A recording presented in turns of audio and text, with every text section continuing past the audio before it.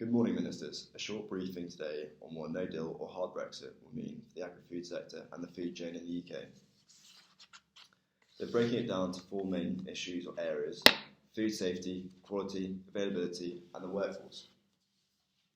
So starting with food safety, it wasn't discussed much in the debate, but obviously a crucial area, an issue to sort out.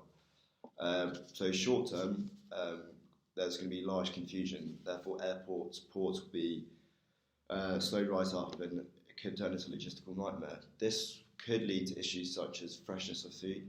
Because of the backlog, supply will be limited. Also the storage could be spoiled, go past its window of safety. Therefore consumer welfare could be at risk. Look at then long term, because we're going to go to WTO, we'll have to find replacements using their products.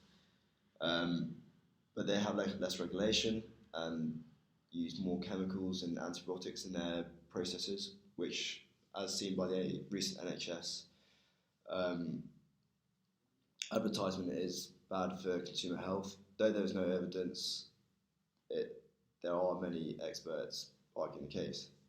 So a solution for this is to contract more ferries into different ports and use different airports to kind of ease the backlog, and then introduce in the long term new regulations and quotas. So next issue to discuss, quality. A couple ways to look at this. On one hand, the consumer will have larger choice and larger price ranges and probably a larger choice of quality. But then if you're going looking at the cheaper end of the scale, the consumer will be pushed into products that have had less regulation, as we talked before, and less quality assurance. This is going to put them at harm's way and could see really bad negative health implications. So moving on to availability. Short term, we're going to see probably some empty shelves, but this could be solved by supermarkets and other large retailers stockpiling and making sure they're prepared for the worst. Currently, 30% of the products we consume are from the EU, so there is going to be a large amount of products we need to find new replacements for, or we'll see prices go up from EU products due to the tariffs and quotas put on through WTO rules.